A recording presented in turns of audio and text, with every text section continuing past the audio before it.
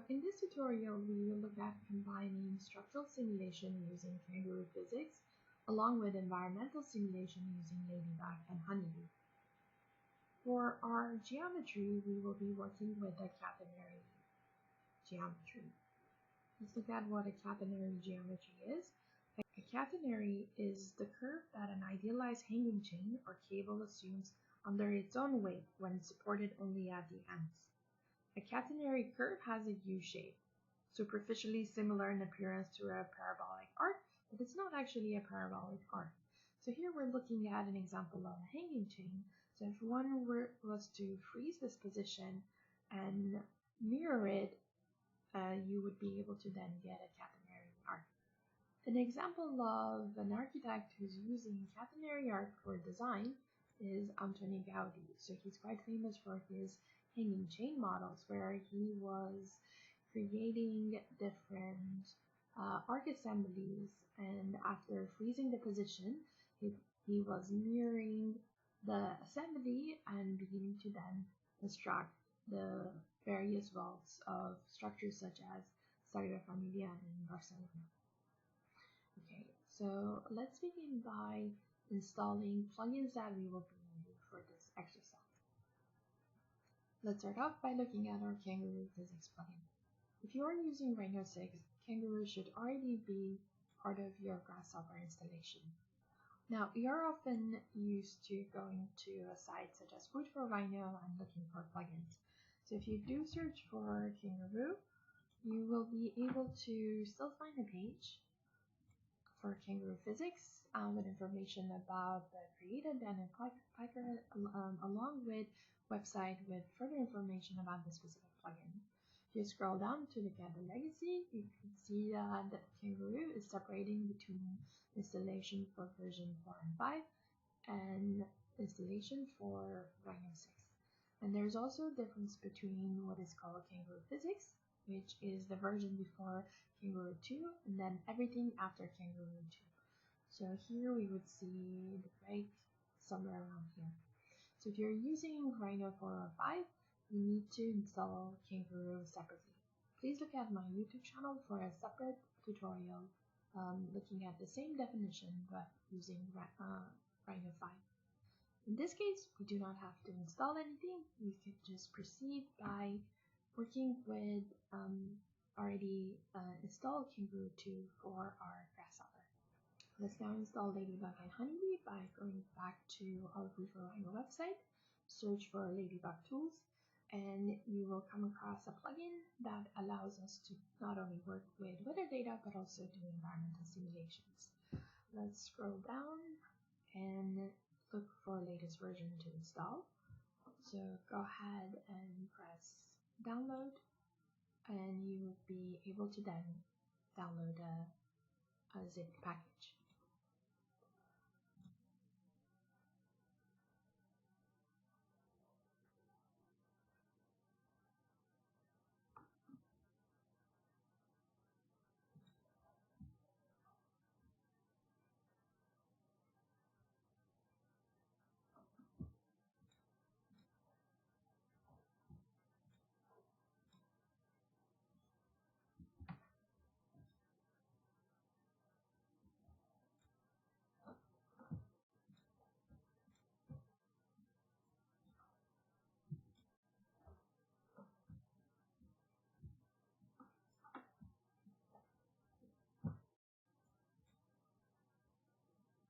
After downloading, locate your zip file.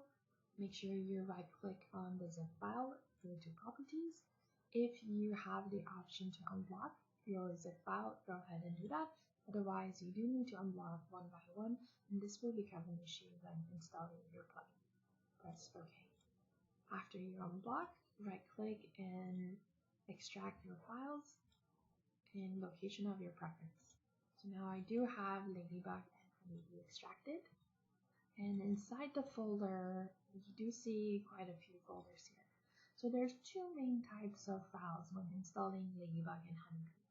They are a total of 3 .gha files. So these are Grasshopper assembly files that we need to install in our components folder. But also we do have separate Honeybee and Ladybug components, and as you can see, color here is different. So these are user objects and they need to be installed in our user object folder. So do make sure to read instructions, and this is your first time installing plugins. Otherwise, we will proceed and go back to our Rhino and Grasshopper window, and let's install these one by one. So in your Grasshopper window, go to your File, Special Folders, and Components folder. And this is where we will be copy pasting our .gha files for Kangaroo. So I will open the GHA file. You can always double check and make sure these are unblocked.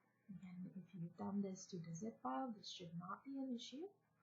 And I am going to copy these or drag these into the components folder. And that's all you have to do. Next thing is to install user objects. And I can go back to the user object folder by either going here, so I'm looking at the file path here, going back one up into Grasshopper, and I should have access into user objects folder. Or you can close the window here, go back to your Grasshopper window, go back to File, Special Folders, and User Objects folder again, and here we are in the same folder. Now I am going to back to my installation file, and we have Honeybee and Ladybug. You can either copy paste the content and completely have these open, or we can just keep the folders as is and just drag these two user objects into our user objects folder. And there we have it. Now, before I close and open, which that would validate our installation, for this exercise, we do have one more custom user object that we will be needing. So this is a component that I have constructed, and that would allow us to then, when working with weather data, take all yearly average and divide it into daily average. So this component is called subset length, and this is a component that will go in our sets menu. So all you have to do while you have the user object folder open, just drag and drop that here. I already have this here, so I'm going to replace. So you'll see the installation. And there we have it. So I still have my Rhino Grasshopper open, but just to, in order to validate installation, I'm going to close my installation window.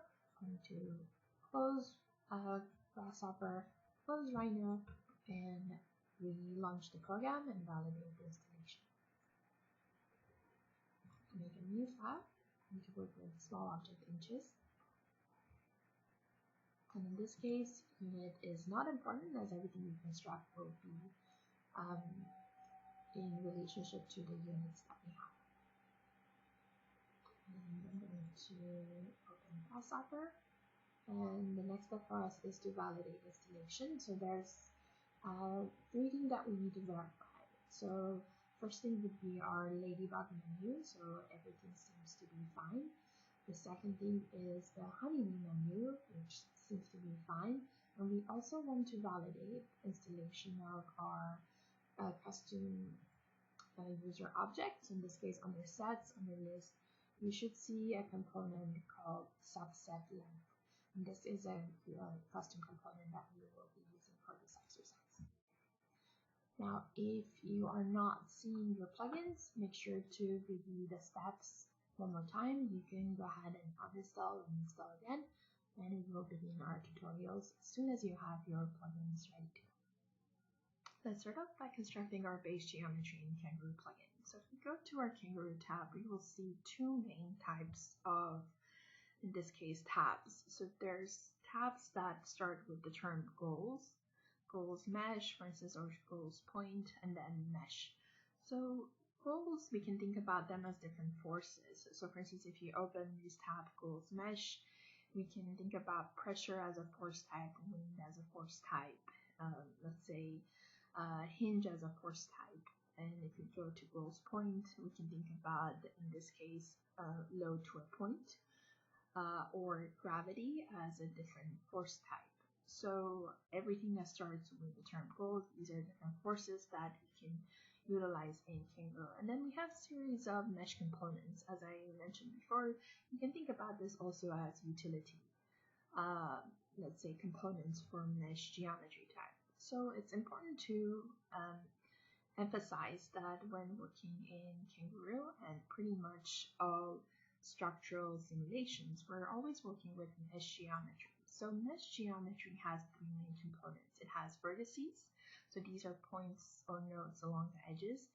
It has edges, so edges are lines that connect one node to another, and it has a face. So the face is the boundary that is between your vertices or between your edges. But we don't always necessarily have to start with mesh geometry. We can also construct surface geometry or polysurface geometry and convert it to a series of meshes. So that will be our workflow for today. Let's go to our surface tab. And before anything, I'm going to maximize my perspective view. And depending on your preference, you can keep your grid on and off. I'm going to press F7. And in my surface tab, I'm going to start off by using a component called plane surface. So this is a planar surface that we will be constructing. Drag and drop the component here. So by default, it is an XY plane and has, it could take in a value for X size and Y size. So if you hover over, you'll see that these values are from a negative number to a positive number. So this is a domain, but I could also replace this with the sliders, as you know, sliders are also domains. So I'll make a slider from 1 less than 50, enter. And I will use the same slider for X value and Y value. So here in our preview, we have a preview for our plane. So by default, this plane value, if we go to display under preview plane size, by default, this would be set to 8. I've already changed the number earlier, but I can reduce this so it's not very, let's say, dominant in our view. I'm going to do something like 1, enter. So that is our preview plane size. However, that's independent from the scale of our surface. As you can see, as you extend your surface, your domain is also extending. For this exercise, let's do a plane that is 50 by 50 units. So it is quite large. So this is our initial surface. Next thing I need to do, I want to convert this surface plane to mesh. And there are a few different ways of doing this. In our mesh tab, under utilities, we have two tools here. One is called mesh surface, the other one called mesh brep, which allows you to input any surface and turn it into a mesh. So as we can see, currently we have a preview of a mesh. And here I'm seeing actually a double preview. This is our plane preview and then our mesh preview. If you don't want to see either one of them, I'm going to select Control Q so you will see the other one clearly. I'm going to turn the preview back on. So this would be one way to begin your exercise. However, we have a series of tools under Kangaroo that actually perform the same thing, but also they provide extended functionality. So instead of this tool, I'm going to delete. I'm going to go to Kangaroo tab under Mesh and utilize a component called Refine. So Refine not only converts your surface to a mesh, but also it allows you to add resolution. So this concept of resolution in this case is really important. If you think about your NURB surface as something that has infinite smoothness, when we convert any geometry to a mesh, then everything is segmented because basically your elements are your nodes, edges, and faces. So by adding resolution, then you're able to actually create closer definition to your initial NURBs. So for this exercise, what we're looking at is level of subdivision. So by default, this is set to 1. Let's make a slider that goes from 1 less than 3 less than 10. And for this exercise, let's keep it at 3. So basically, if I were to do this again, 1, it is dividing it once. Then every segment is divided again and again. So resolution of 3 works for us. Now let's begin to group these components and add annotation. I'm going to group these together. and call this planar surface. And in this case, I'm going to group these together, Control G, and we are convert surface to mesh and add subdivision. It's important to add these annotations along the way as it helps you understand what you're doing better. Here is the preview of our geometry here. So we do have a surface preview which is overlaid with a mesh preview. So often when you're converting geometry, you do have this type of kind of overlay, which could be annoying while you're trying to make your geometry. So let's go ahead and select our initial surface. You can right click and turn off the preview, or the shortcut is Control Q. So as soon as you use the shortcut Control Q or turn off the preview, you can see that your component is slightly darker, and since Grasshopper is a visual algorithmic editor, these type of nuances are always conveyed within the component.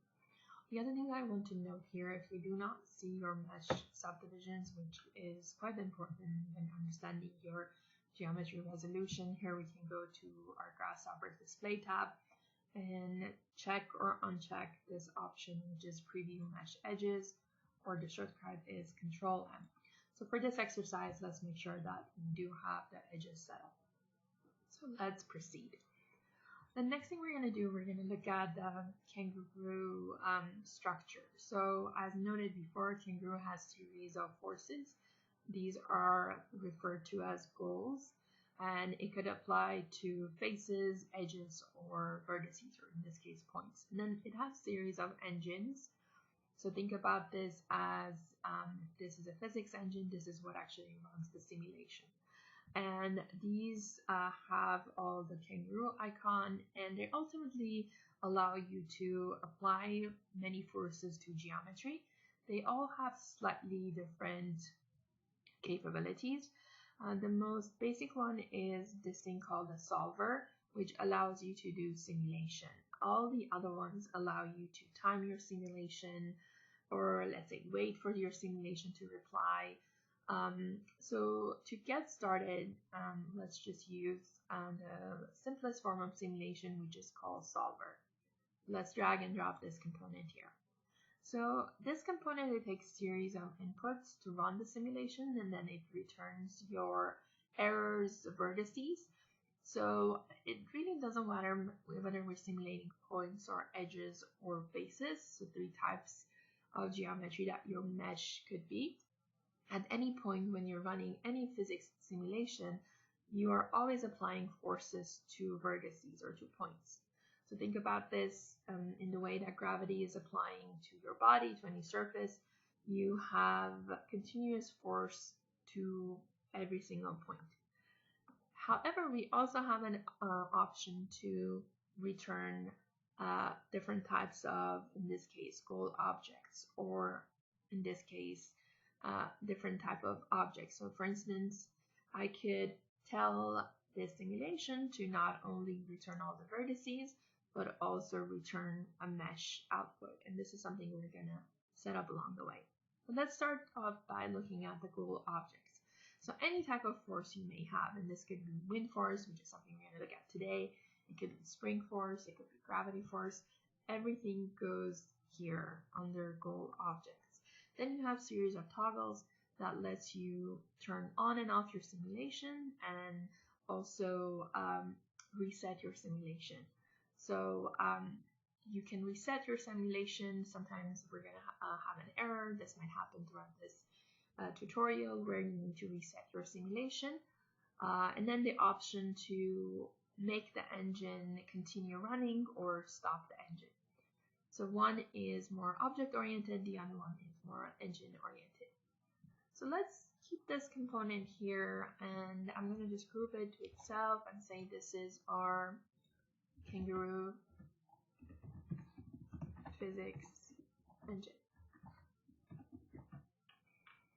Okay, so now we need to construct a series of forces along the way that apply to this geometry. So let's start off by looking at different type of forces that we might have. So let's start by looking at goal points. So again, these are forces that apply to points. So one of them is a force called load or gravity. So if you think about gravity, you have the same amount of negative z force applied to your surface or a point continuously. So this force used to be called unary force in earlier Kangaroo plugins. However, they changed the name to load. So let's drag and drop a load force here. And I'm gonna just group this component to itself and call this gravity force. Okay, so gravity, if you remember from your physics, is a uniform force that applies to, imagine, different points along the surface or along a line. So what this force needs is a series of points. However, if we look at our mesh here, imagine that these points could be possibly these intersection points, right? So we do not have those points yet, so we need to go ahead and extract that. There's a few different ways of doing that. One of the ways would be using Grasshopper native mesh component. So if we go to mesh under analysis, we can use a component called deconstruct mesh. And what this component does, as the icon and outputs indicate, it takes any mesh and it converts it to a series of vertices. So these are the corner points, faces, colors. So in mesh, you could also embed colors as well as normals. So normals are these perpendicular vectors always sitting along your vertices or along your faces. These are always perpendicular to the way that your geometry is placed. Let's go ahead and connect the mesh to the mesh input, and as soon as we do that, we have a series of points. These are intersection points that are created. And we're going to use the vertices to input as our points that then we're going to apply gravity force to. So if we look at the other two input here, our force vector by default is in positive z direction. So this is our vector 0, 0, 1. So it's looking up, and the weight or the amplitude of it is 1. Now, this is not a true gravity simulation. As we know, gravity is 9.81 newtons per kilogram. So here we have proportional forces that we're going to apply, but this is something that we can assess and adapt as our simulation is going forward. So just keep that in mind that we're not working with actual force units here. So next thing I'm going to do is I'm going to add this component to our gravity force group, select that, right click on the color portion, add to group. And last thing, we're going to also add a weight to it. So this is the amplitude.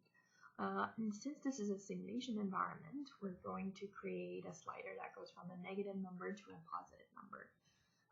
So then this way we could truly simulate a catenary arc by changing the directionality of the force.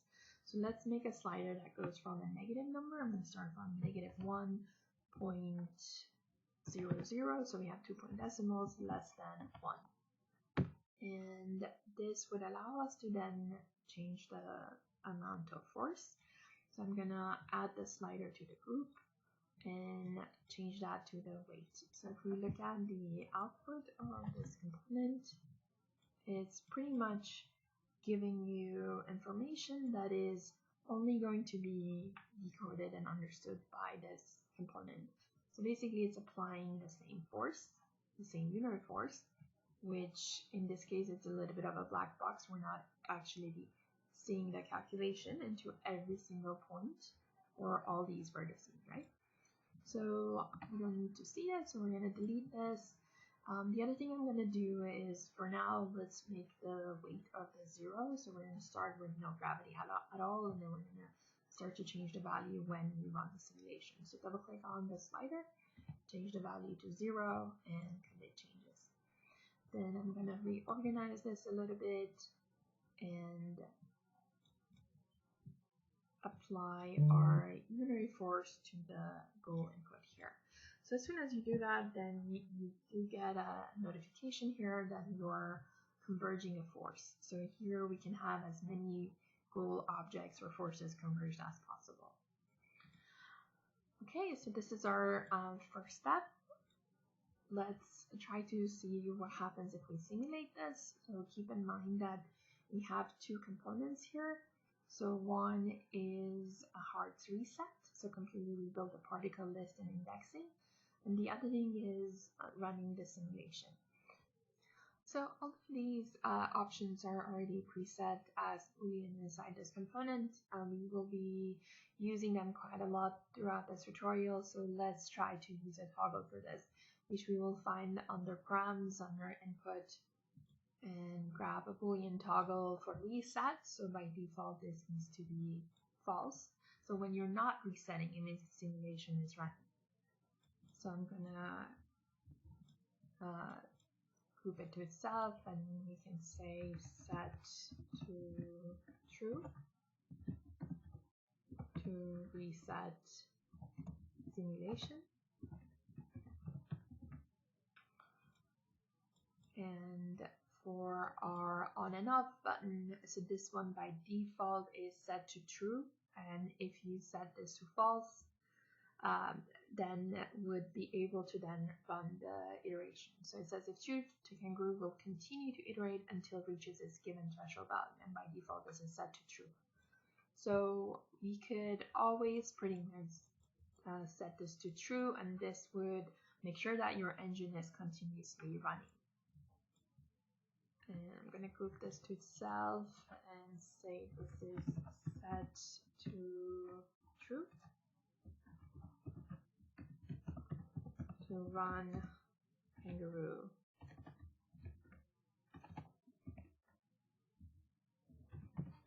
Simulation. So this would continue for some heavier simulation. You would actually see your geometry moving. For something light, such as what we have here, it would do it in such a let's say quick time that we would barely actually see it moving. So it would go from its initial state to its final state, as the computational time would be quite fast. So we would keep this to true, and for now this is also false. So we're just explicitly using components for this. Now let's take a look at the outputs here. So this is number of iteration. Actually, since we connected the force here, it ran for the iteration. Then this is returning the vertices. So actually, if you select your component, this is returning points. And in terms of the output, it's not returning any geometry yet. So one thing that's important to note is that we do have simulation vertices. So currently our gravity is 0, so there's no force applied to it, but it's returning points. What that means is if we were to hover over our input, so all of this part is our input. So let's turn off everything here. To turn off everything, press your middle mouse button and turn off everything, or you could also one by one turn off the preview. So when you turn off everything, all this is returning is series of points, series of particles. So let's see what happens if we are running our simulation and our gravity force changes. So let's turn this into a negative number.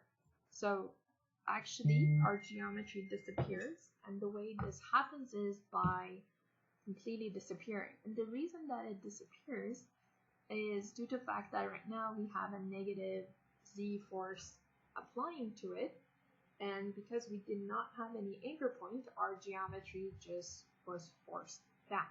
So now let's reset our geometry and let's see what that means. So here I'm just going to turn this to true, and there we have it.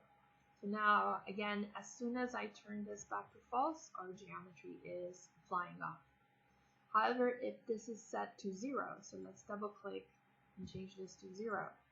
When I reset it and turn this back to false, my geometry is not flying off, right? So again, because our forces are in equilibrium. So this is something to keep in mind. If we do not anchor our geometry would fly off. So the next thing for us would be setting up anchor points for our mesh.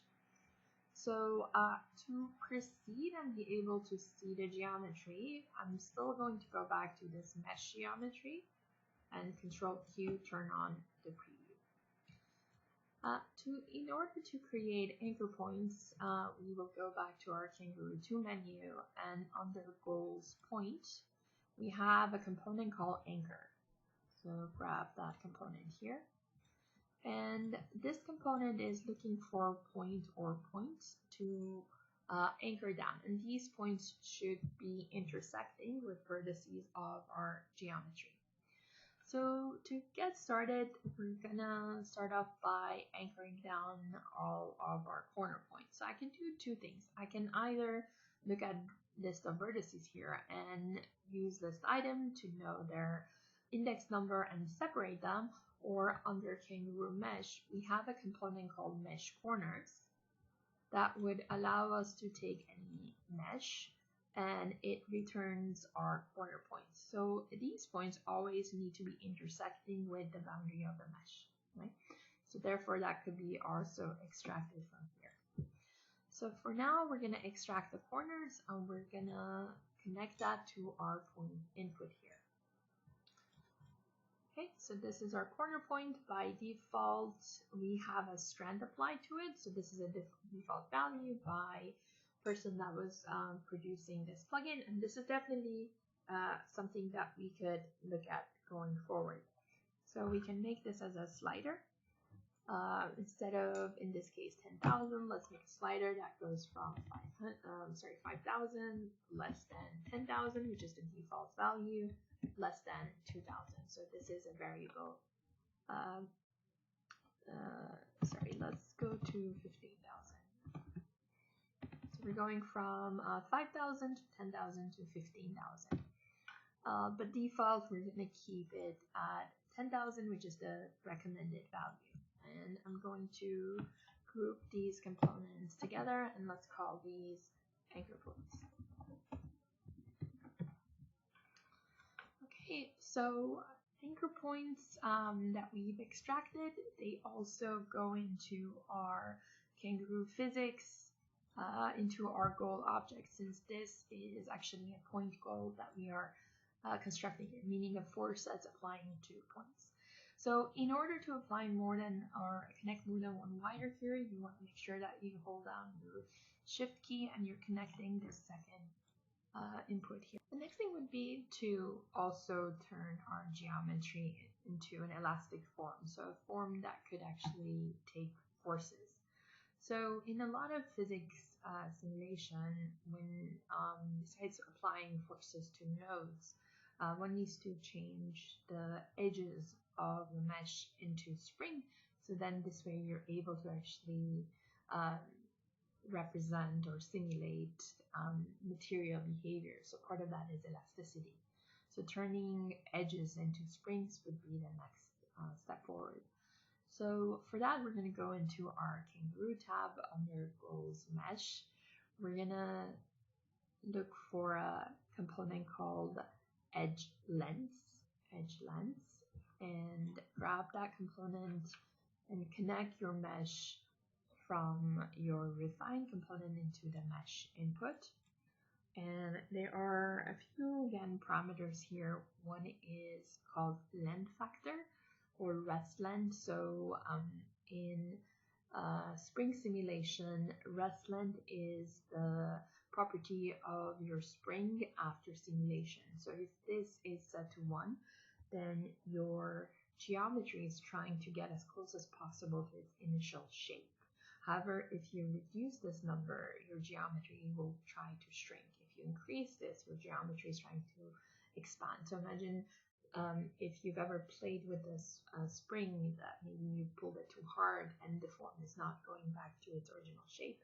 That would be an example of the length factor or the rest length, which will be greater than 1. For now, we could set a slider that goes from 1 less than 1 less than 2. But let's keep this value to 1 and connect that to the length factor. For strands, similar to our anchor, there is already a default value. Again, this is something that we could later on play with. For now, let's keep this empty, and let's group these together, and let's call this spring force. Okay, so since this is also another force type, we do need to connect it to our goal objects. I'm going to organize this a little bit. So you would hold down Shift again, and then you would input your spring force into goal object. So now we have another force applied here. So at this point, we are almost ready to go. There's one more component, but we should be able to run our simulation as is. So in order to get started,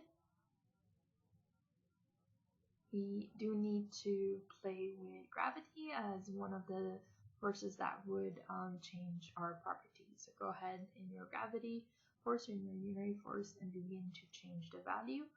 And you can see that as this number is increasing, your geometry is beginning to be pulled up, and as this number is decreasing, it's going towards the negative, then your geometry is starting to hang down, right? So this is an example of a catenary geometry.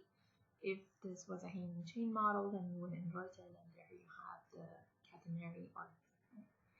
So all these other factors could also be adjusted while you're simulating. So we talked about length factor or the best length as one of the parameters.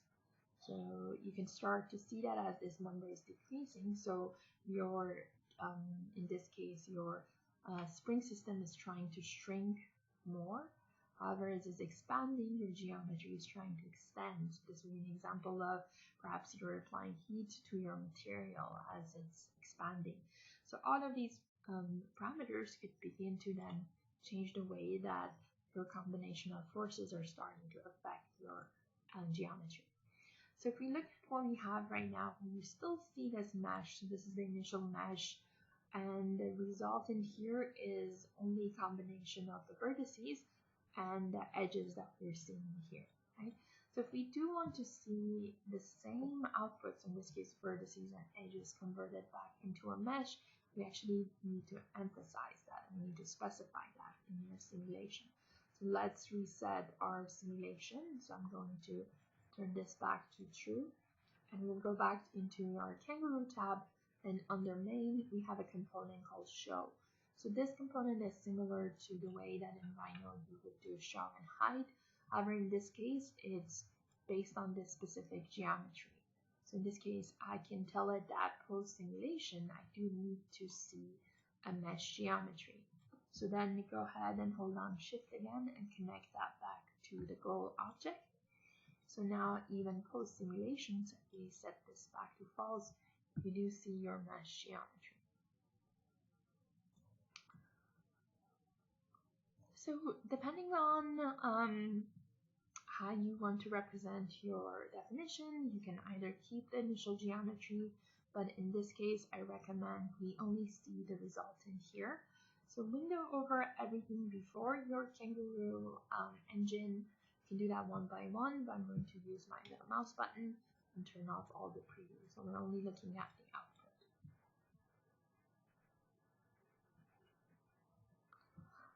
So let's focus on the output from here. Let's grab a panel and look at the output here. So it is actually returning the mesh, and this is the mesh that we are seeing here. Then let's look at the vertices here. So these are the points that are being simulated. So if you scroll down, it should have the same number of points as the original mesh. So for us to, let's say, only be working with a mesh, if we were to do further maybe geometry explorations here, we actually do need to separate it from the list. So in this case, your combination of mesh and lines are outputting together. So if you look at your data structure right now, your mesh is in its own separate branch, and then rest of the simulation, it has its own branch. So we also see that in the dashed line here. We know that anytime we have a dashed line, we have separation of list. To separate this item from this list, we would go back to our sets menu and under tree, and we're working with a tree menu here because anything that's more than one list, we consider that a tree structure. So go ahead and under sets tree, use a component called tree branch. And in this case, the branch that I want to extract, the path is 0. So connect the output here and the path is 0. So let's review this. We always have 3 components in a list. We have your index number, we have the content, and we have the path. And this is always the case. In this case, we have series of indices, we have a path, and we have the content itself. So using the path, I can separate the item here. And the path in this case is 0. So I can just use a panel, in this case quotation mark, the number of the path, and connect that here. So there we only have the mesh. So at this point, since we're separating the mesh, I'm going to group these 2 components together. And you could say here, extract mesh. And we could also go ahead and turn off our Kangaroo engine here. Select, right click, and turn the preview off. So we only see the mesh output here. So next thing for us would be to begin adding wind force to our simulation. Let's go back to our Kangaroo physics and under close mesh, look for a component called wind. So let's drag and drop that here.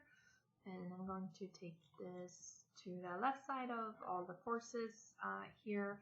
And what this component is looking for is a mesh geometry by force view. And by default, it has a unit X vector preset. So this is something that we will be replacing when we begin to get the data from Ladybug and Honeybee. So connect your mesh as the mesh input, and let's just try modifying this wind force before we run the simulation. So let's go ahead and go to our vector tab. Under vector subtab, let's for instance grab a unit Y vector. And this is a unitized vector, so our force factor is 1. But for now, let's make a smaller slider that goes from, let's say, 0.1 less than 0.5. And let's connect that to the factor input and then to the wind vector. And the reason that we're reducing the force is if the force is too much for your geometry will fly out. So let's begin by incrementally increasing this. And then let's go ahead and reset our simulation before we run this. So I'm going to set this back to true. Hold shift, connect our wind input here. And before I forget, I'm going to group this together and call this wind force. Then we are ready to run the simulation again. So go ahead and set the toggle to true. So you'll see that now at this time, my geometry is not only lifting up like it did before, but it's also starting to be affected by this force. So if I start to increase this, you could see that now the jittering is increasing. And at some point, if this force is too much, you saw that the geometry flew off. So we have to be careful with the amount of force, so this takes some tweaking. So we can reset the simulation, and you can try using different numbers, but again, you always reset it, and then you could start to modify any of these factors, right? So you're starting to have multiplicity of forces acting upon this. So here we're dealing with gravity. We have strength of the anchor points, obviously higher, stronger, this is going to be kept in place. And then wind. So in this case, we just have a generic directionality, but our next step would be actually creating the custom vector that we're getting from our Ladybug and Honeybee Energy Plus data. Okay, so I'm gonna stop the simulation, and we're going to shift gear and begin our Ladybug part. Then we will come back and connect these 2 parts of the definition together. So for now, I'm going to save my definition. I'm going to save this as, I will save it into my desktop under tutorial. I will save this as Kangaroo and Ladybug underscore wind simulation. Feel free to name your file however you like. And let's go ahead and start with our Ladybug. So Ladybug allows you to import and analyze standard weather data from a resource called Energy Plus in Grasshopper, and it allows you to draw different types of diagram, such as sunpath diagram or windrows diagram. We also installed Honeybee, and Honeybee connects Grasshopper to validating simulation engines such as Energy Plus and Radiance, DASM and OpenStudio. So these, when working together, they allow us to then perform series of environmental simulations. So for this exercise, we will only look at Ladybug and import, in this case, weather data of Miami and connect the wind patterns to our wind force that we already have set up using Kangaroo. So the first step always is to make sure that your Ladybug has been installed properly. And this process is quite important as we need to refer to external files. So this might be something that you need to troubleshoot before your plugin is running properly. So under Ladybug subtab, grab a component with the Ladybug icon and drag and drop that anywhere on your canvas.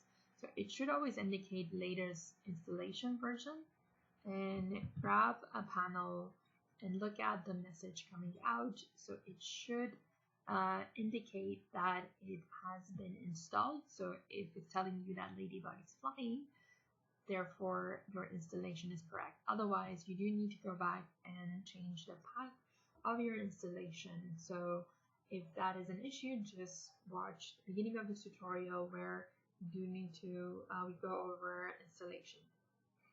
So at this point, we are good to go, and I'm going to just group these two components together and say always check for Ladybug installation.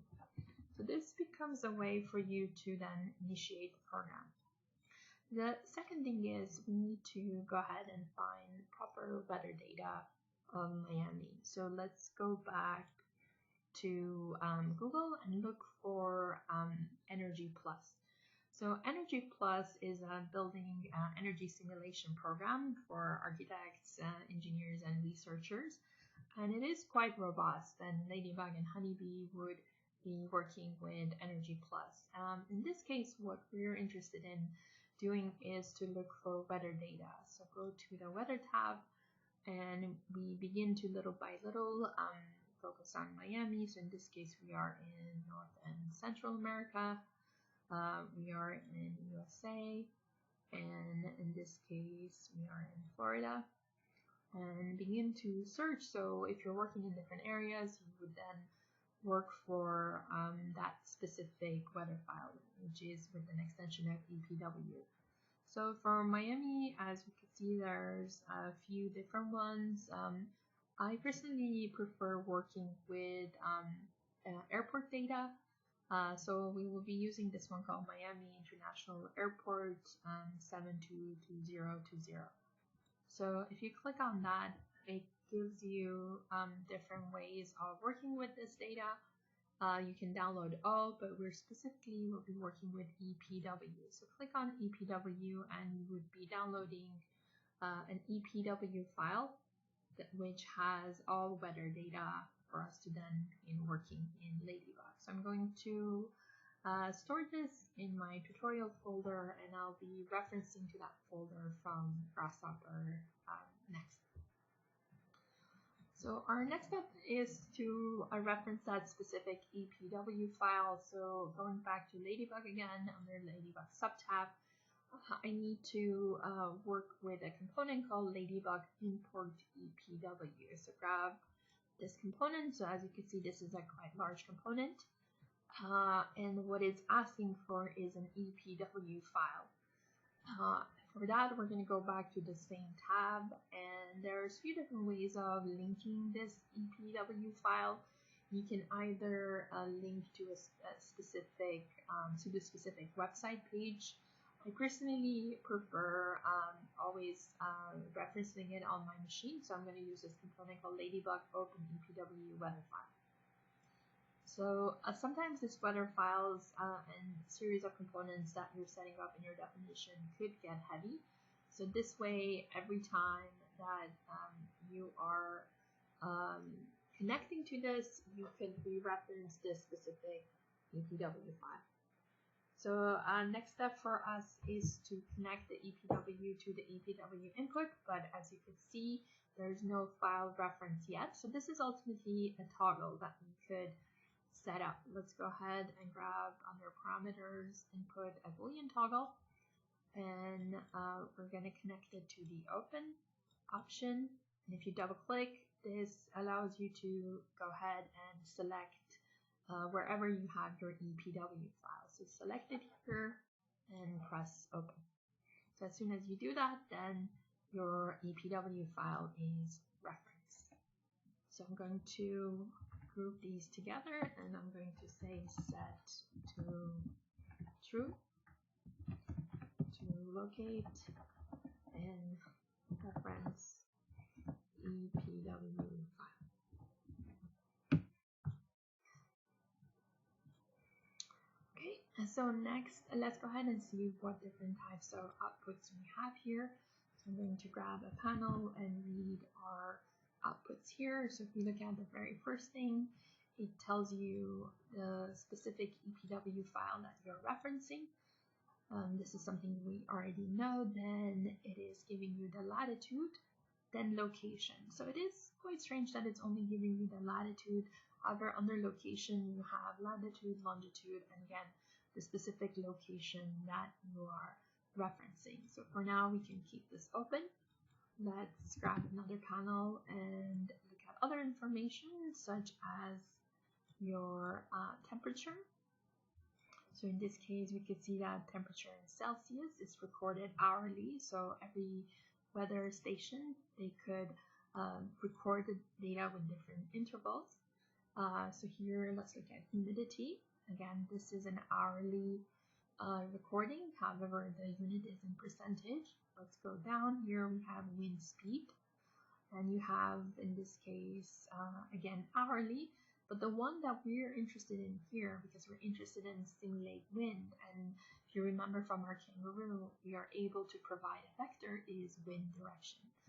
So if we look at the wind directionality here, unit is in degrees, and this is again an hourly recording.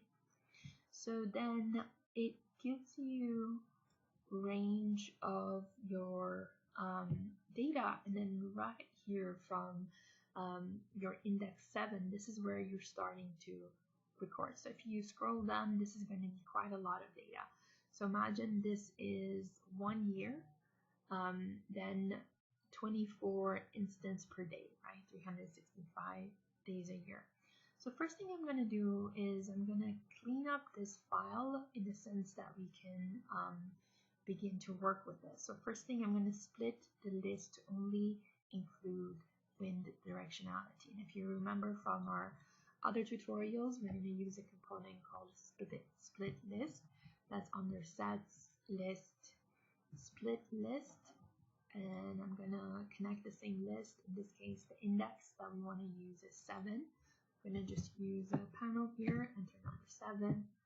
And if I look at the output here, I'm going to use the same files. Then this is the header, and everything after this is the data that I'm interested in using. So I'm going to group these two together. I say this is only displaying data.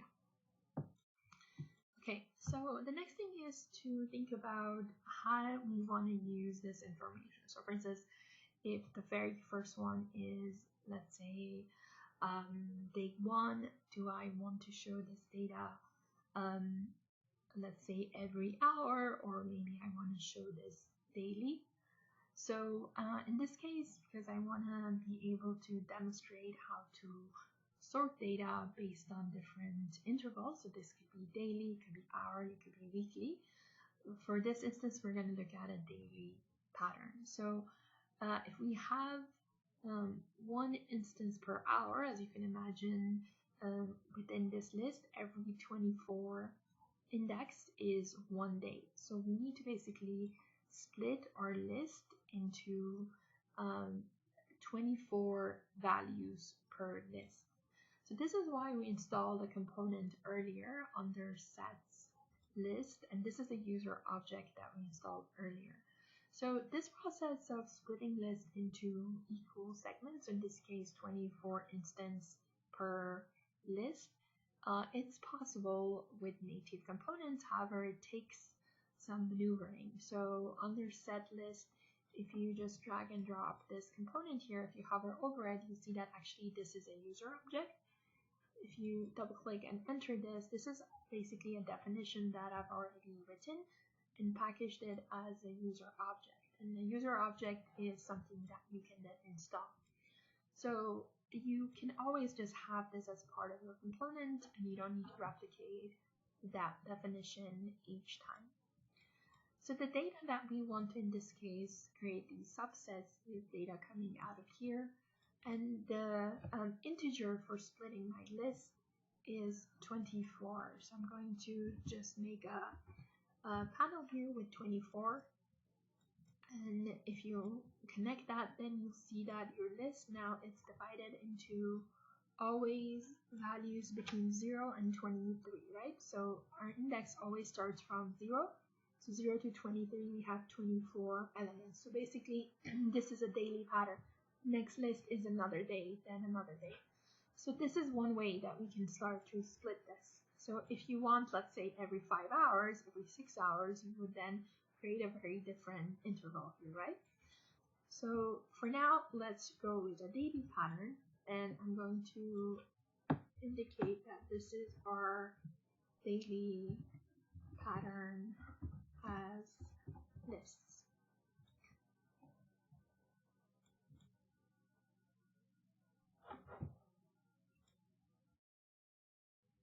So Ladybug allows you to import and analyze standard weather data from a resource called Energy Plus in Grasshopper, and it allows you to draw different types of diagram, such as sunpath diagram or windrows diagram. We also installed Honeybee, and Honeybee connects Grasshopper to validating simulation engines such as Energy Plus and Radiance, DASM and OpenStudio. So these, when working together, they allow us to then perform series of environmental simulations. So for this exercise, we will only look at Ladybug and import, in this case, weather data of Miami and connect the wind patterns to our wind force that we already have set up using Kangaroo. So the first step always is to make sure that your Ladybug has been installed properly. And this process is quite important as we need to refer to external files. So this might be something that you need to troubleshoot before your plugin is running properly. So under Ladybug subtab, grab a component with the Ladybug icon and drag and drop that anywhere on your canvas.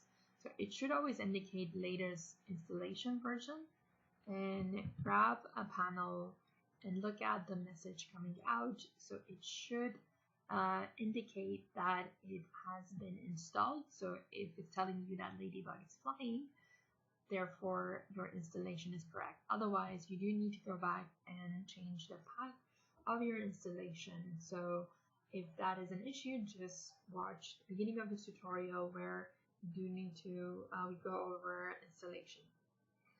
So at this point, we are good to go, and I'm going to just group these two components together and say always check for Ladybug installation.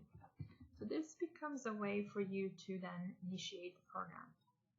The second thing is we need to go ahead and find proper weather data on Miami. So let's go back to Google and look for Energy Plus. So Energy Plus is a building energy simulation program for architects, engineers, and researchers.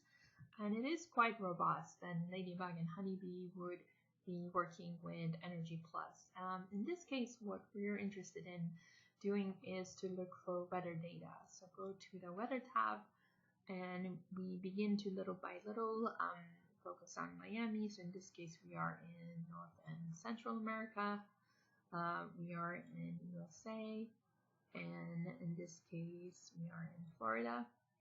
And begin to search. So if you're working in different areas, you would then work for that specific weather file, which is with an extension of EPW. So for Miami, as you can see, there's a few different ones. I personally prefer working with airport data. So we will be using this one called Miami International Airport 722020. So if you click on that, it gives you different ways of working with this data. You can download all, but we're specifically will be working with EPW. So click on EPW and you would be downloading an EPW file which has all weather data for us to then begin working in Ladybug. So I'm going to store this in my tutorial folder, and I'll be referencing to that folder from Grasshopper next.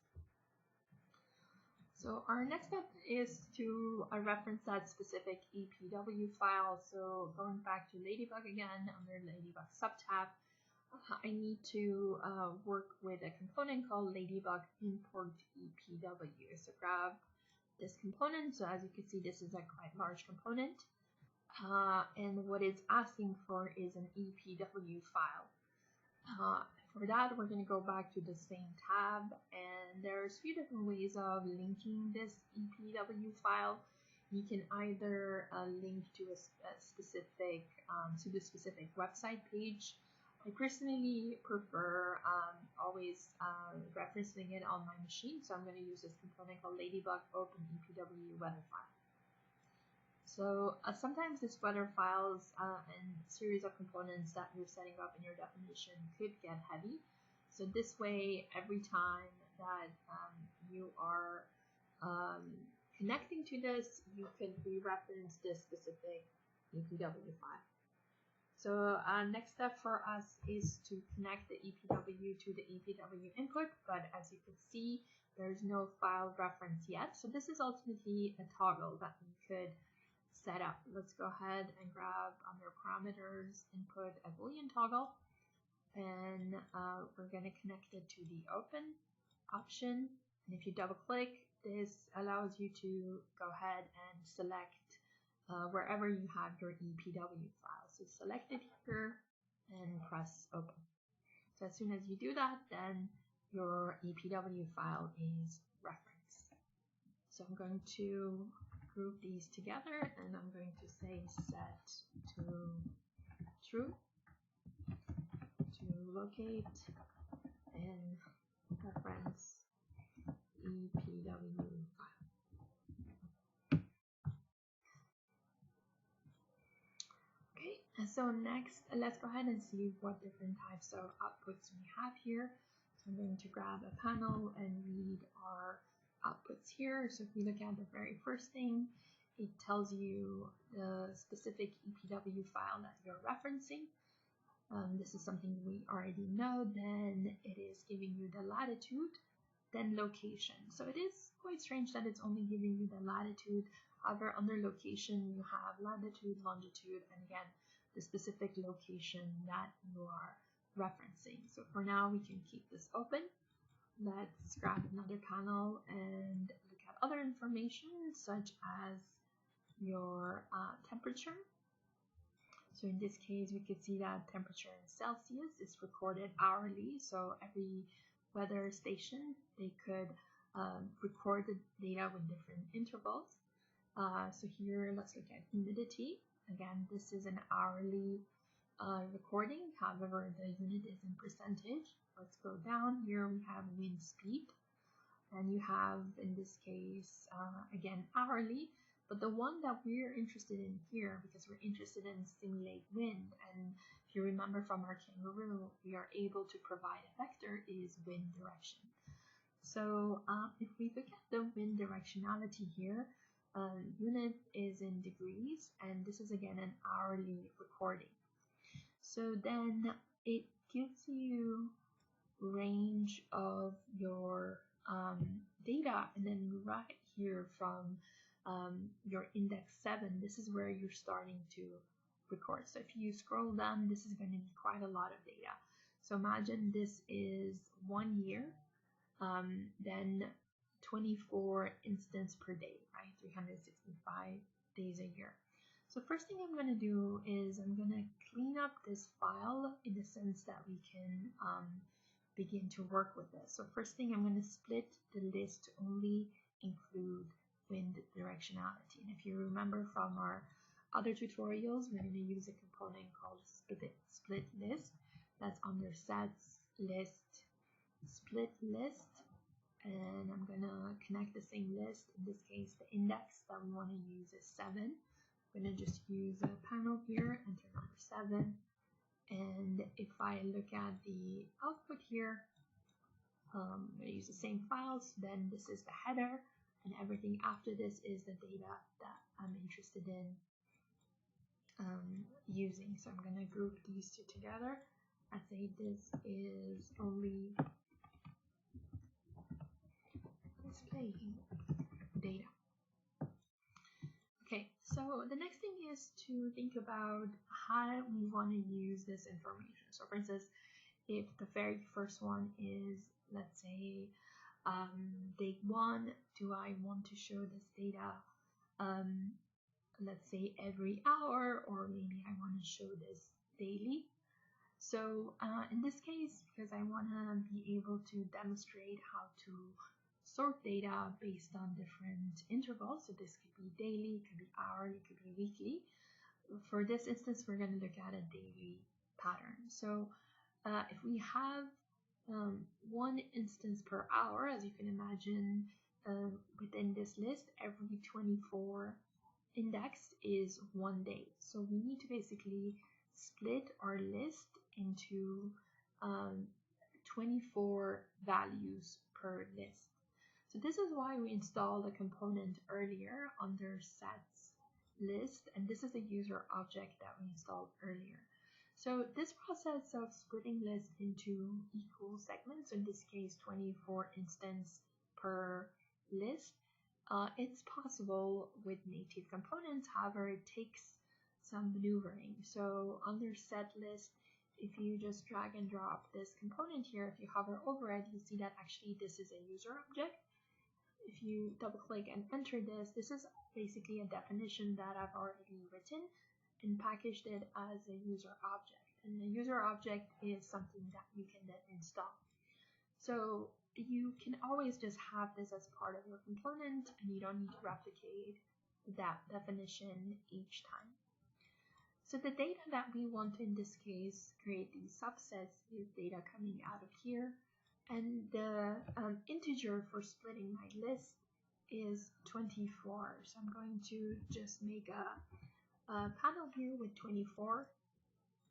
And if you connect that, then you see that your list now is divided into always values between 0 and 23, right? So our index always starts from 0. So 0 to 23, we have 24 elements. So basically, this is a daily pattern. Next list is another day, then another day. So this is one way that we can start to split this. So if you want, let's say every 5 hours, every 6 hours, you would then create a very different interval here, right?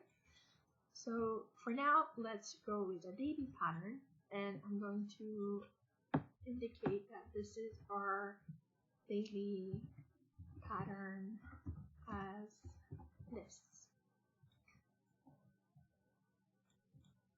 As a way of further filtering this data, let's say now that we have our daily pattern, if we were to look at a daily average, there's ways that we can do that. So to create an average, you always add everything in the list and divide by number of components. So we do have a mass addition component here where we could do that and then divide by number of elements. Or we also have series of components under utilities that do all that calculation for us. So for instance, we have an average component here, and in this case, it would look at everything that within a list, so everything that's within these hard line distributions, and it would return one value per list. So if I were to scroll down, you could see that basically these are number of days, so 364 in this case. So it basically looks at whatever's within this list and creates an average. So our direction of vectors will be then determined by these angle of rotation. And if you think about the way that these are constructed, always this rotation is calculated from north. So if we have a vector facing up, in this case, if we're looking at in our top view, in our world view, our north is going to be a y vector. So let's go ahead and set that up here, and then we'll rotate the vector based on angle of rotation here. So in order to create a generic vector, I am going to start the vector from 0, 0, and that is how by default vectors are calculated as well, but we want to make an explicit visualization of this. So under vector, under point, grab a construct point component, and that will be a starting point of our vector here. And I am going to display kind of a north facing vector first. Actually, to better see this part, I will go ahead and turn off the preview of our tree branch, and let's just focus on the vector, and then we'll combine these together. So this is the starting point, and I'll go ahead and under vector subtab, let's grab a unit y vector and connect this as the starting point. So in Grasshopper, vectors do not have a display by default, so this is something that we need to construct separately. So let's go to our display tab, under vector subtab, use a component called vector display, which allows you to then provide an anchor, in this case the starting point and the vector, and visualize the directionality that we want to set up.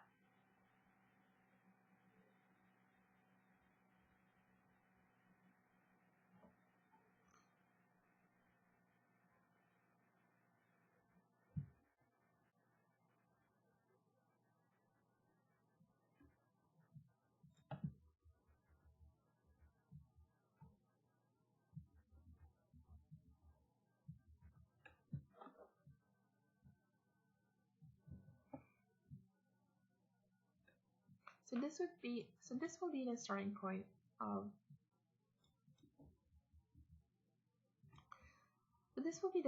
point of our vector. Now let's go ahead and in our vector tab, under vector subtab, grab a unit y vector, and this would be directionality of the vector. Now in Grasshopper, by default, vectors do not have a display, so we need to separately display our vectors. So let's go to our display tab, under vector subtab, grab a component called vector display, and vector display is asking for an anchor point. In this case, it would be our starting point, and then the vector that we want to display. So if you zoom in, we do have a small vector here that we are displaying. As amplitude increases, also we could begin to change the scalability of the vector. However, in this case, that is not the focus. The next thing would be beginning to take this due north vector and rotate it based on this amount of rotation. So we can think about this as a continuous list And every time we can rotate our vector based on daily patterns. So this could be day 1, day 2, day 3, etc. So the next thing we're going to do is to find a rotation component. Under transform, under Euclidean, we could use a generic rotate component for rotation of our vector. So in this case, this component could be used for geometry rotation as well as for vector rotation. So what I'm trying to rotate in this case is our unit y. So you can see that by default it has an angle of half a pi. In this case, we know that we will be using degrees, so right click on the angle and change the degree, the rotation type to rotation angle to degrees. So now half a degree, you can see that it is quite subtle. However, what we're interested in using is the degrees that we have acquired from this EPW file. To be able to implement these angles one by one, first thing we need to change the structure of our data. So currently these are in separate lists. And if I were to, let's say, use the list item component and go to the list one by one, that would not be a possibility. So I'm going to right click on the output here and flatten. Then we end up with a continuous list. So now we can use a list item component under sets list item, and I could begin one by one implementing our vectors here. So if you look at the output, you only see the first one here. So by default, list item has an index of 0 set up. If you remember, we have total of 365 elements here. So let's make a slider here. So we have 365 days. It's 0 until 364. So 0 less than 364. That gives a total of 365 days. So as we're starting to then change these numbers, you can see that then our daily angles are starting to change. So let's go ahead and connect the value to the input angle. I could also at this point use a panel in order for us to see what we're doing better. And this then begin to rotate our vector this way. Now, do keep in mind that although we are visualizing the vector here, as I mentioned before, Grasshopper by default does not have a vector display. So what we could do here, we can keep the same anchor, but this time visualize the output vector. So here I'm starting to then see daily patterns. This is day 1, day 2, day 3, etc. So this becomes a great way for us to then begin to visualize actually the force that's going to be then applied to the to our geometry here. In order to visualize this better, we can also change the amplitude of the vector. So then this way we can scale it up, we can change color. So there's quite a lot of things that we can do just for visualization purpose here. So if we do want to extend this vector, so if you think about vector properties, we have directionality and we have amplitude. We can go back to our vector tab, under vector subtab, use an amplitude component here. So our output vector, after it's rotated, then we can scale it by a number. So by default, this is 1, it's a unitized vector.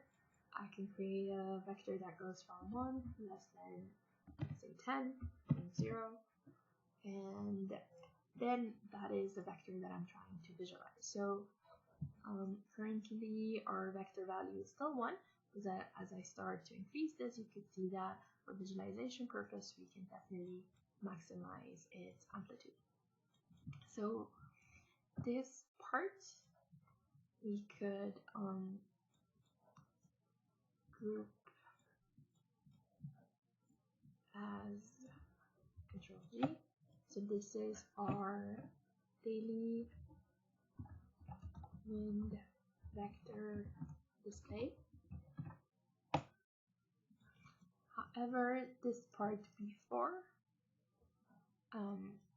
let's group this to itself and say this is our daily average. and this components here, this would be extracting daily average wind direction vector.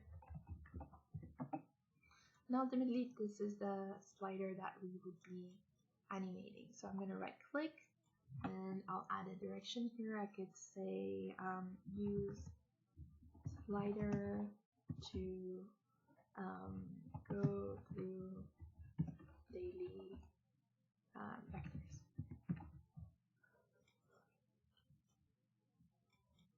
So feel free to name them however you want. All this annotation is meant to help you with your understanding of the algorithm.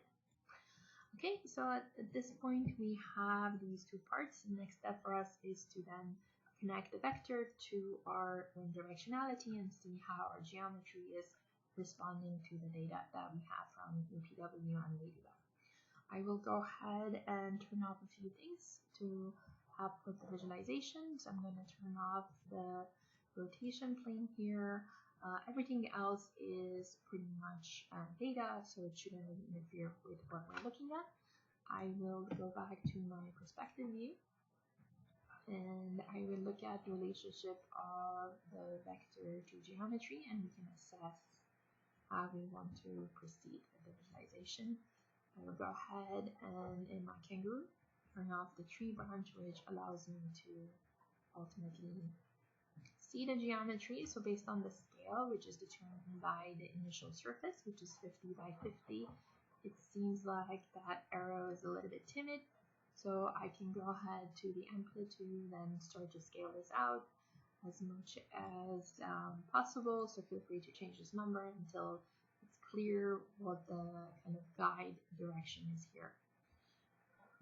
Okay, so at this point we're ready to then connect this to our vector. So I'm going to zoom out a little bit and separate the Ladybug part from Kangaroo.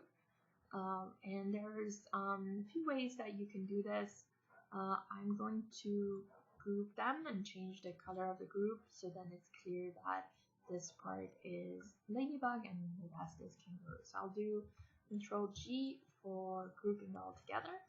Then I will right click on the larger group and change it to another color. If you do see a hierarchy issue with your display, so sometimes you might see maybe certain groups, maybe they would be sent back, so you don't see your text. You can select the very last group and use Control B shortcut to then send the largest group to the back. Once you're ready and comfortable with the color, with your display, and again, this is something that's based on your preference. I'm just going to name this group Ladybug, extracting wind direction vector.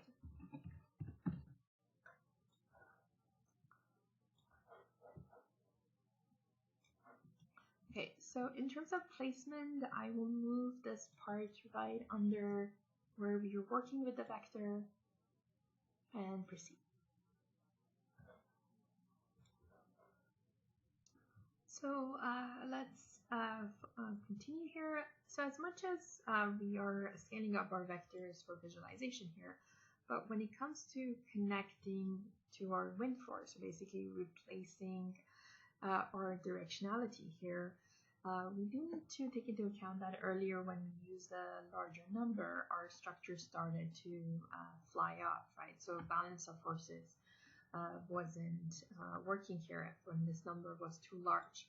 So what that means is we need to do another scaling, which is going to then correspond to a proper value for our simulation here. So in this case, I could just make another copy of my slider and the amplitude components here, Control C, Control V, and I will place that next to the wind force.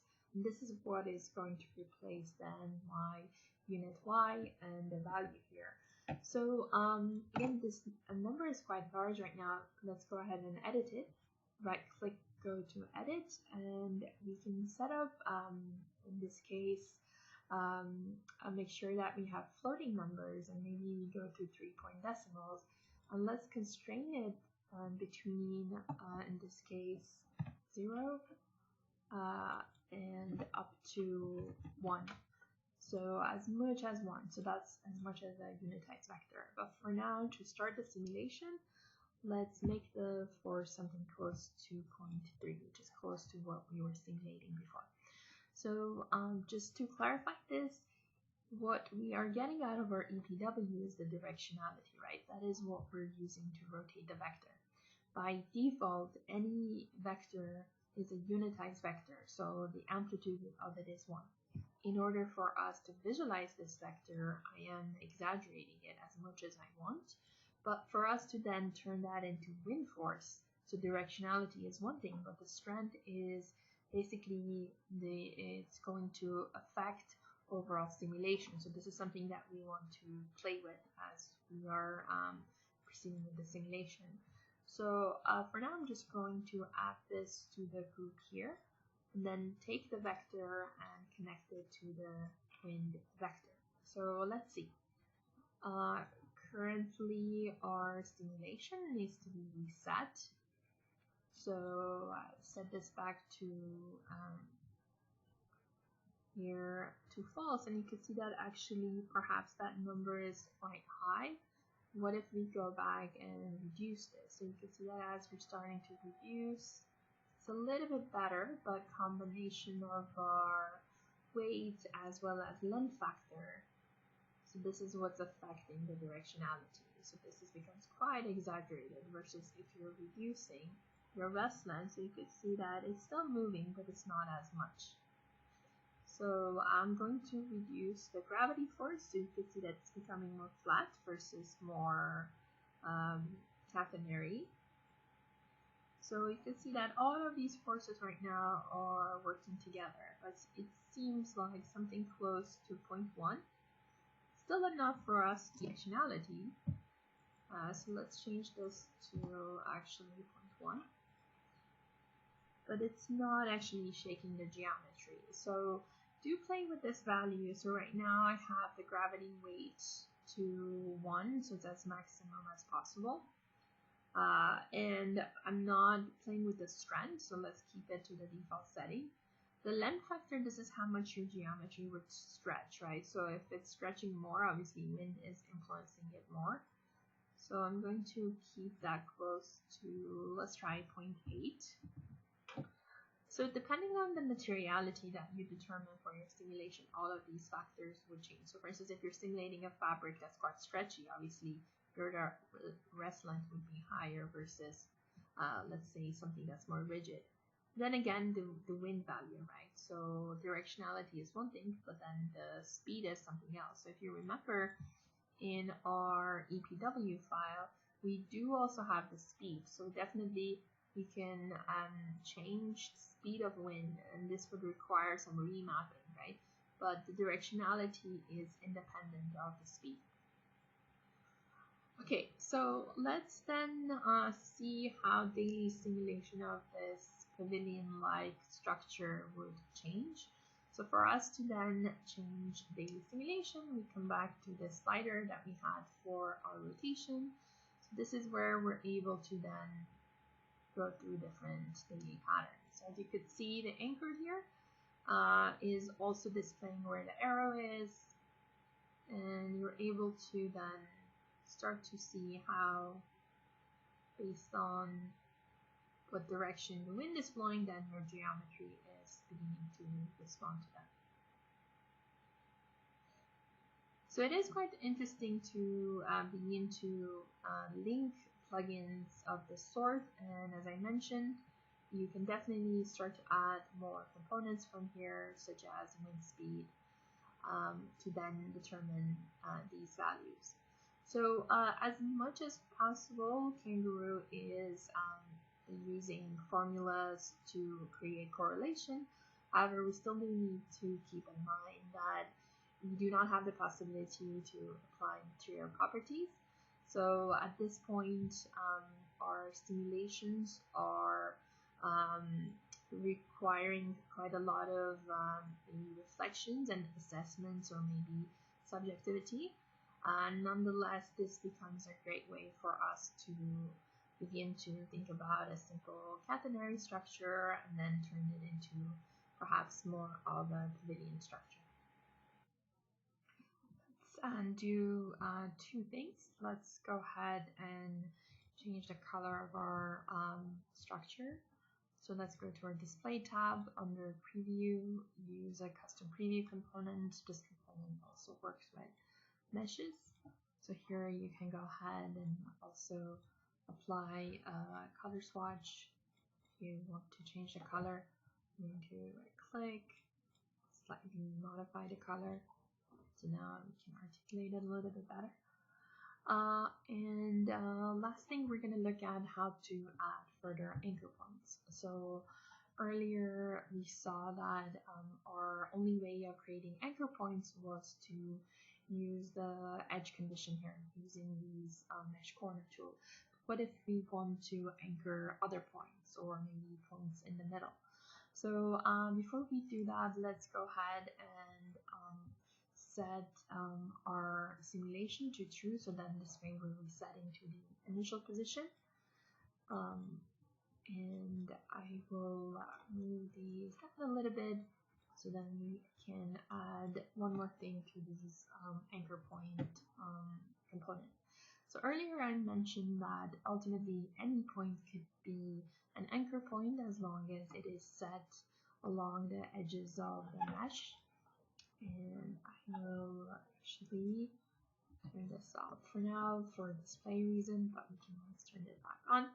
So in this case, what that means is any point that we have here could be used as an anchor point. Either we can go ahead and extract one of these vertices, so we can use a list item and extract one of these elements, or I want to create a more flexible setup here. So in this case, that point could be anywhere in our Rhino environment that we can move around. So let's go ahead in our Rhino and create a point, type point, and randomly place a point somewhere on your surface, so wherever that might be. So the logic that we will set up, it would look at the location of the point and it would find the nearest point that is part of your mesh structure, so it's part of your vertices, and they would use that as an anchor point. So you don't have to worry about precisely placing that, it would do that automatically. So let's go ahead and reference that point. So under params, under geometry, use a point container, right click, set one point, and I'm going to group this to itself and say this is referenced point from Rhino as anchors. So in this case, it could be a point or points.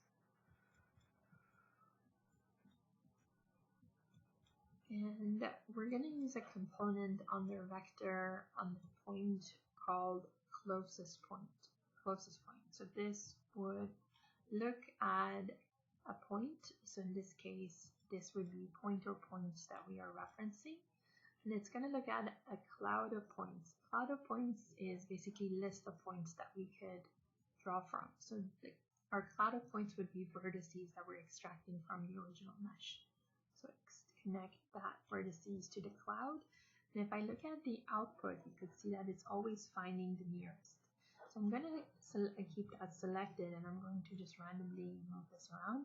You can see that always just highlights the nearest point. So this could be a great way for us to just quickly randomly place a point, and that could always be in this case, an anchor point. So now that we have this set up, we can add this extracted point to the to our anchor point list that we have set up. So make sure that you hold down Shift and connect this to your points. So now not only our corners will be anchor points, but also this point that I am referencing. So I'm going to group these two together and add this to the list of our anchor points. And you can just select the group, right click on the larger group and tell it to add to group. So you can see that I have an issue here with hierarchy. Just select the background and the control V and you're sending that to back. So you can always just also adjust the colors if that's easier for you to see. So now in theory, I should have not only the anchor points, but the closest point to this, which is here, also as an anchor point. So let's go ahead and run our simulation. So all you have to do is to just set this to false, and there you go. So you're able to then easily anchor another point. So you're starting to then create further spaces underneath here. Now let's see what happens if I move my point while the simulation is running. So you can see that it is still able to respond to that. So while your simulation is running, you're able to then tweak these properties. And sometimes if you break the geometry, if it doesn't know how to resolve it, this might turn to red. All you have to do is to just always reset it, and it's always able to then configure. So now not only we have properties such as wind, which we are able to then move through the pattern, but we also have more than one anchor points. Okay, so last thing would be just cleaning up our preview and also printing our angle of wind. So that could be further information that we add to this position. So first, let's go ahead and window over everything left of our Kangaroo engine. So we can use middle mouse button and turn off. So again, we're only looking at the final mesh. And this is where you could swap your preview. So you have a color here. If you do want to save your Rhino file, then your point will be placed there. Otherwise, you can also always internalize your Rhino points, so then this way you don't have to save your Rhino file separately. To internalize a point in your Grasshopper point container, you would just right click, internalize data. So now even if you select the point, then you still have that location, that coordinate stored here. Okay, so last thing is to print this data for wind direction here. And we can use a few different components for this. We can either use component under display, under dimensions, text tag 3D, or we can use another plugin called Human, which you already have that installed from your previous exercise. So in Human, we have under display series of components for displaying text. One of the ones that works really well is this component called Screen Orient Text. So this allows you to always orient the text wherever you might be looking at. So let's use this, and let's think about the text that we want to be displaying and the location of that. So I could display the location right here. It just might be interfering with the location of the vector. But this is something that we can evaluate. For now, I will just use this as a starting point and we can modify this. The next thing is, what is it that we are trying to print? What is it that we're trying to show? So the text will be coming from basically this degree that we're creating as an average here. So I'm going to connect that to text. However, if I'm just looking at the text, perhaps I need a little bit more information. So this is where we're going to do concatenation, basically creating a longer string with not only the degree, but also a little bit more information about, let's say, property of what we're looking at. So if we go to our sets under text, we're going to use a component called concatenate. And what we want to concatenate is not only the degree that we want to display, but other information such as what the property is. In this case, we can say daily wind direction, I'll do dir direction, average. Enter. oops, sorry, I will be using a panel here, so I will do daily wind direction average, and I will create a space right after and enter. So I could either use this before and after the value. In this case, I would use it actually before, so you could move this wire down. One trick for moving wires, you can hold Control and Shift together and move the wire down. So sorry, wind direction average. So connect your first text to your fragment A, and then the value to fragment B. And you always want to check what you're printing. In this case, it says daily wind direction average, and then that number. What I want to do is create a little bit of a space between the text and the value. So I would actually create that text right here. You don't want to enter, you just want to press OK, and there we have it. Other thing I might want to do is perhaps I could use a degree sign or DEG after, so I can zoom in and add another input here. You can use another panel here and DEG for degree, DEG point enter, and that would then come in after. So again, if I want to have another space in between, I can provide that space in the text box here. So here we have daily wind direction average and 167. Feel free to abbreviate however you want. You can also do that for direction. So daily wind direction average, and that's the value. So this is definitely up to you. I can do a comma, I can do a line. So all of these, it could be part of your concatenation. The next thing is I want to print this text. So now that I have this, I will move all of these components out a little bit over here so we can use as kind of our visualization area. I would connect that to the text input here. So definitely something is happening, it's just too small for us to see.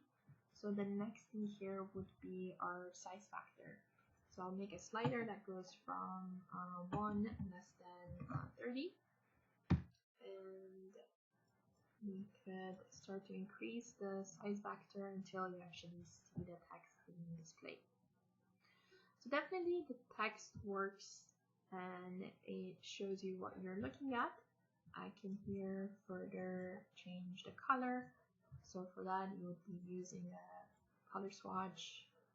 So everything else that is set up here, you can definitely modify. But it does become difficult to see as this is part of the geometry. And since all of this is set up at around this point, so perhaps this is something we can modify. So before anything, I'm going to just group this bit together, Control G, and say this is printing text. And for this, ultimately, this is set up based on these coordinates. So this is something I can modify. I'm going to make a slider that goes from 0 less than 30 less than 100. And this is something I can modify. And as I begin to change these values, you could see that my text and my arrows are moving together. So feel free to move them wherever you like. This could also be a negative number. You can right click and go to the editor and also turn this into a negative number. You can create a range from a negative 100 to positive 100. So you can place this wherever you like. The idea is to just give you an indicator of the general directionality that you're looking at. The last thing is we want to also change the color of the arrow. So by default, you need to always display the arrows with a display component.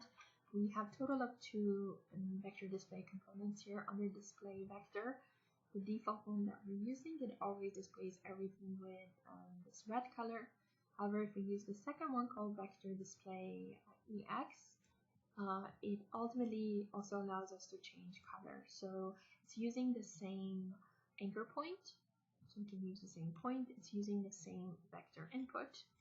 Right, as you could see, we could change the width, also the color of this. So I'm going to delete this vector, and I will add this to the group again. Right click, add to group, and the color is something that I can either use one component to link these two, or just create another color swatch and independently control this one as well.